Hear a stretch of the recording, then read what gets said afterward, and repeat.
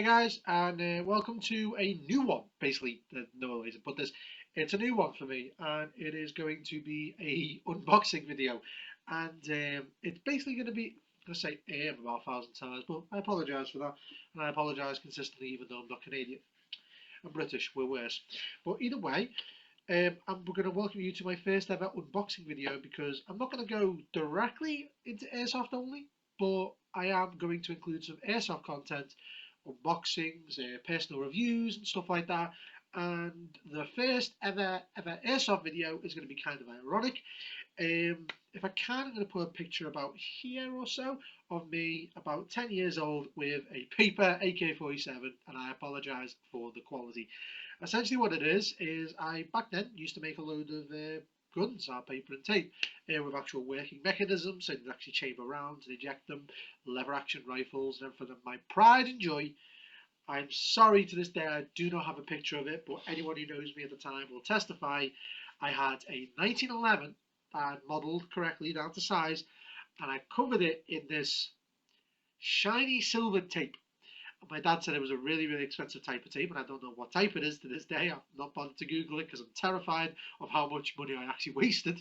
But I basically made the paper 1911 that you could actually rack and load, and I covered it completely, every millimeter of that in this silver shiny tape, and I carried that pistol with me everywhere. It was obviously a little paper pistol. I carried it everywhere. I carried it to school. I carried it just in my backpack at all times. I just loved it that much because I've always been fascinated with mechanisms and the way things work. One of the reasons I became an engineering student, and I fell in love with the simplicity and beautiful design of the 1911, which is why today is quite appropriate. Bing. And here today we have the Cybergun model 1911 A1. I originally wanted the Parkerized version, which is a one-to-one replica of the one from World War II. It's even got the Parkerized finish that the actual one did have at that point in time. But we'll make do with this one because this one, in my opinion, I think is a lot more appropriate for me. Previous story and all. Now, I do already have a 1911 in my airsoft arsenal.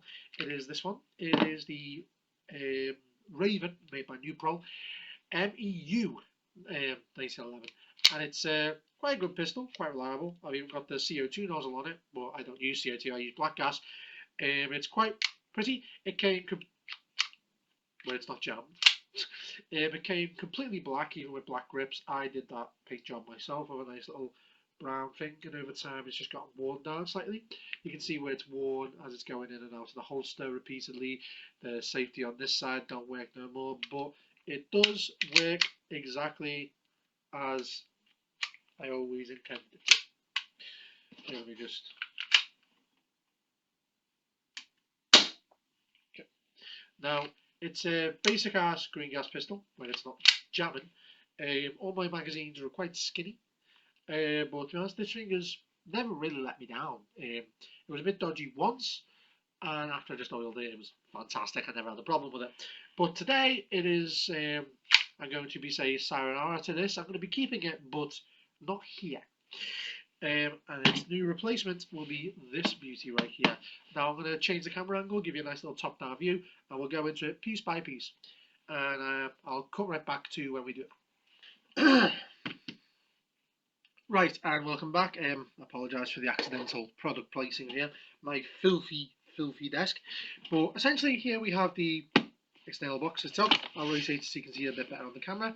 It is quite pretty, in my opinion. You've got the lovely Colt logo right here, Colt 1911, because obviously this is the model of 1911 Colt automatic pistol. Automatic referring to the self-loading system of the pistol automatically loading itself with a new magazine by racking the slide backwards and forwards. Let me just release slide catch there. But essentially, Jesus, is it slide release? But essentially, it's, like I said, quite pretty.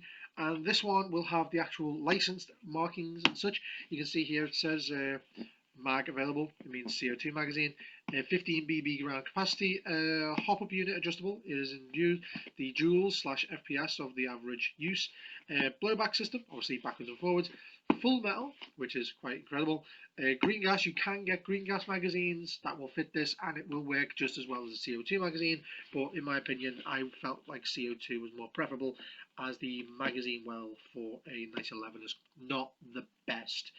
Anyway, let's get into this, BT. Here inside you've got your standard standard owner's manual, a letter of manual de-illustration. Okay. Anyway, let's just put these down here and move this BUC out the way for a time so we can use this free space over here. So essentially, if we move this off to the side, you've got all your things. You've got your Allen key, which is used to tighten the gas bulb inside the magazine, which is here. Now, first and foremost, we'll take out the magazine and we'll give you a little example of that. Now, it's a standard size magazine, and I will take out my other one, give you an example. There's not a lot of differences, but there are very clear differences. This is a green gas magazine. This is a CO2 magazine. Obviously, you can see a few things. You can see a tighten thing here, which if you loosen that out, it will actually let you take out the valve from the inside to change it if it gets damaged. From the side, a big difference is this one has a massive hole in it, which is ironic because this one's a bit heavier. And obviously this hole is meant for CO2 cartridges, and what you do is you slot it in from the side up there, and you have an Allen key here which you tighten, which forces the cartridge to go up, and it gets pierced by the little nozzle inside here. Just line that up properly. Little nozzle inside there, that pin pierces it and forces it to form a seal. Obviously you've got your BBs stored here at the front with this lovely follower. And on the front of a green gas magazine is where your BBs are normally stored with this lovely follower. Now, gassing up for a green gas magazine, obviously you take the bottle of gas, put it in this little nozzle here and hold it for 15 seconds before letting go. With these, in the side, tighten over by Allen key, quite simple, and off you go. Now, the magazines, I don't know if you can notice, one of these, this one, is slightly skinnier, which, to give you an idea, is, well, obviously quite poor. And what I mean by this, I believe these magazines only fit Raven 1911s and certain Vorsk 1911s, whereas these will fit most WA, KJ Works, pretty much most brands will fit this size instead of that size. Sorry about that. Now we'll get the main beauty out. Let's just move this box to the side over here, just so we actually have a bit of space. Now we have the main perfectionist green here. I will be removing the stickers. Flashback, and I will have removed these stickers, but they do include the Energy 1-0 Dual Max and made in Taiwan, as most airsoft guns are. Cut right back, I'll remove these stickers. Right, so we cut back. Yeah, I've tried my best there, but it's not the best job, especially on the slide release. It's quite difficult, that sticker in particular. This one is a dick. But either way, you've got your beautiful little slide release there. You've got the actual markings. I don't know if you can see them very clearly. Let me just see if I can get the camera to focus a bit better there. You've got the patent date. Each time it was patented April 20th, 1897, September 9th, 1902 on the bottom there. Basically, each time the patent was renewed. And on the side of it, you've got the Colt's Patented Firearms Manufacturing Company, Hartford, Connecticut, USA.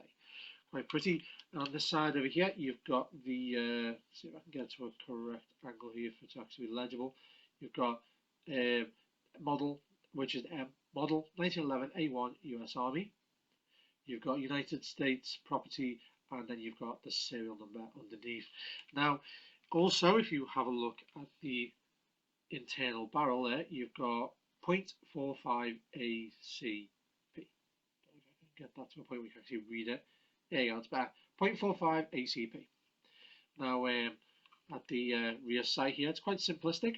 It is dovetail. I believe you can remove it if you so wish, but I don't see why you'd really need to, because the gun looks gorgeous with it attached. The sights on the A1 were obviously intentionally made to be as simplistic as possible, so you nothing could go wrong. Let's be honest here. So you got your standard hammer, but this hammer, if you look at it compared to the hammer on my other one, obviously my hammer on this one is hollow, makes it a bit lighter. You can see the hammer on this one is obviously an inverted L shape, whereas mine's more of a P. Mine's more of a P shape. I put it to half cock, so you can see the difference. This one is more of an inverted L shape, whereas mine is more of a P. The sights obviously on mine are a lot more elongated and held in with an Allen key, whereas these are just fixed in position. Right. Also, the front sight post for mine is removable, whereas this one is not. It is permanently fixed in place. You can also see a load of other differences, such as the grip for this one, in fact, being thicker than my one, but not by much. Not by very much at all. It looks like mine is thicker, but it's actually not. Mine is thinner by a very, very, very short margin. They both have sling points at the exact same point attached to the main spring. This whole panel here, where this little loop is, comes out, it's the main spring, and this one has the exact same problem. Now, with 1911s, one of the most famous things they're famous for is the built-in safety. I would hesitate to guess that this is the world's safest pistol, because you cannot, it is impossible to fire this gun without, well, holding it or at least applying pressure here. Because once I'm not holding it, no matter what I do, it will not release that hammer. Unless you're holding it, the hammer will not be released. This is like a built-in, beautiful, beautiful safety. You've also got a secondary safety on this side by pushing this catch up. It locks into place, holding the sliding position. So just pull the hammer back, and then you can put that secondary safety on. So you pull that down, hammer goes up, and it will not let you lift that up. It also will not fire unless the hammer's down. Without the hammer down, there's no double action system. It will not fire. So it will only fire if the hammer's down and you're holding it. Two things you need to tick off before it fires, and it's, like I said, the world's safest pistol in my mind. Another thing which is obviously different between my 1911 here and my new 1911 here is the lack of an underbarrel rail system. Now, I actually prefer the lack of an underbarrel because I personally think it just looks nicer. But obviously with this you can put lasers on, you put a flashlight on, there's multiple different things. Obviously also the barrel, this is a match grade barrel, it has grip things at the front which do help a bit. Like say if I quickly load a mag, I can pull that from the front really quickly with some nice grip, whereas at the front I don't have the grip, which means there's a chance of my fingers slipping down it before I pull it back. But it's just gorgeous. Aside from that, the construction of this is completely metal, and so is this, aside from the grips. The grips are the only things on both of these that are plastic, but the screw grips are in the same position on both sides, so if I wanted I could swap these handles over, and I might even do that a bit later just to satisfy some self-placed curiosity. There's a textured grip on the back of this. It's a diagonal both directions, so it's a nice little diamond pattern on the back. The front of it stays smooth, but the back of it has that grip texture, so it's nice and solid. It's got the grip at the back, and it's just beautiful to play with, in my opinion. Oh, just so snappy. Yeah, there's not really much else I can say about it, to be honest, because it's 1911. What you want? But for those of you who don't know much about 1911s, in airsoft anyway, they are well known as a gorgeous gun to look at, but not the best for utility-wise to play with. And what I mean by that is, especially if you use a green gas, if you use CO2, the utility-wise is a bit more ramped up. With green gas, you have the entire magazine is hollow. So if I took this off, the entire magazine is hollow, and it allows you to fill it up with gas. Essentially, with a Glock magazine is a lot wider. I could possibly get one. Actually, I will get one. Give me a sec. Now, this is a magazine for a Glock 17 pistol. Now, this one obviously is airsoft as well. But essentially what it does is see how thick it is compared to the 1911 mag, right? Now, if you took off the base of this, which I actually should be able to do, you see that metal piece here? If I remove that, the entire magazine is completely hollow, all the way down to the top, to the feed lips, which are at the top. Now, because this is hollow, it basically allows the inside to work as a gas bottle, literally a small miniature gas bottle. So when you pour gas into this nozzle here, it'll transfer in and it'll fill it up and pressurize it. Now, as a gas pistol works, every time you pull the trigger, something inside the system, inside the trigger group here, quickly taps the gas valve on the back, really quickly. Nice little quick tap, which allows a jet of gas to come out of here, go into the slide, which forces the BB out the front and forces the slide to rack back, as if it is a blowback pistol, otherwise no blowback. Now with the magazine here, it's a lot skinnier, which means it holds a lot less gas, and you can really see by comparison how much less gas it is. Obviously, these magazines are lighter, they look nicer in my opinion, and they're a lot less intrusive. You can use this for even like cosplay or whatever if you wanted, or even movies, whereas these magazines look a bit more realistic. Whereas these magazines have a big ass hole in them, which is kind of blatant. Yeah.